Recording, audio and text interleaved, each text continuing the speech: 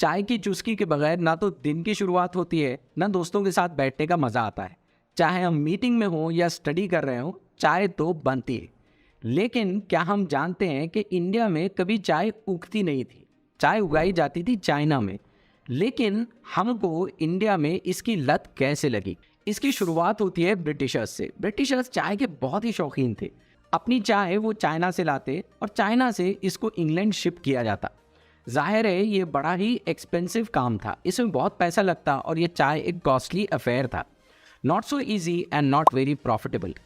British ने Chinese को अपने दामों पर चाय बेचने के लिए और उनको सबक सिखाने के लिए उनके ऊपर ओपियम वॉर्स तक करवाई, ताकि चाइनीज़ थोड़ा अदब में रहें और चाय जैसे ब्रिटिशर चाहते हैं उनको वैसे बेचते रहें।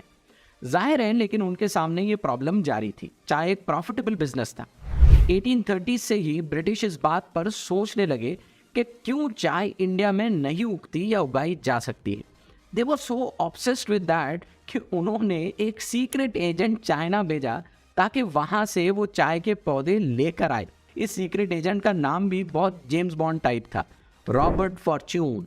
रॉबर्ट 3 बार सक्सेसफुली चाइना गया और उसने चाय के पौधे चुरा कर लेकर आए, लेकिन इंडिया लाते लाते वो चाय के पौधे सूख गए। जाहिर है ट्रांसपोर्ट उस टाइम में वैसा नहीं था जैसे आज है। फाइनली एक स्कॉट्समैन जो आसाम में घूम रहा था, तो घूमते घूमते ही saw a plant that was similar to the tea and eureka, tea was discovered in Assam. इसके बाद इसको ग्रो किया गया, इसको कल्टीवेट किया गया और आसाम में ब्रिटिशर्स ने चाय के बागात खड़े कर दिए। लेकिन मज़े की बात यह है कि वो पूरी की पूरी उगाई जाने वाली चाय इंग्लैंड को एंटायरली शिप कर दी जाती थी। बहुत थोड़ी सी चाय यहाँ पर इंडियन ब्रिटिश ऑफिसर्स के लिए बचती थी। इंडियंस को तो इसका स्वाद तक मालूम नहीं था। लेकिन फिर एक बहुत बड़ा इवेंट हुआ in world history and world economics. 1930s में ग्रेट इकोनॉमिक डिप्रेशन आया। ब्रिटिश की इकोनॉमी पूरी तरह से कोलैप्स कर गई। अब ब्रिटिशर्स के पास इतना पैसा ही नहीं था कि वो चाय जैसी लग्जरी आइटम को अफोर्ड कर सके और उस पर पैसा खर्च कर सके। जाहिर है इसका इंपोर्ट कम से कमतर हो गया। अब इंडिया में जो ब्रिटिश मर्चेंट्स थे उनके पास बहुत बड़ा स्टॉक बचा था और इस स्टॉक को इंटरनेशनली कोई खरीदना नहीं चाहता था।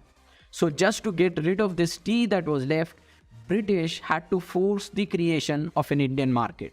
ज़बरदस्ती इसको इंडियंस को बेचा गया, फ्री बांटा गया ताकि इंडियंस को चाय बेची जा सके। इस तरह से हम इंडियंस को एक गरम चाय की प्याली की आदत पड़ गई। एक गरम चाय की प्याली को आप जब भी याद रखें, 1930s के इकोनॉमिक डिप्रेशन को याद रखें। चाय इस इकोनॉमिक डिप्रेशन की इंडियंस को देन है। होप कि आपको हमारा ये वीडियो पसंद आया हो, इन्फॉर्मेटिव लगा हो। If so, do share it with your family and friends. Do subscribe to our channel and press the notification bell icon so that you are notified whenever we come up with a new video. Hope to see you soon in the next video. Till then, thank you very much.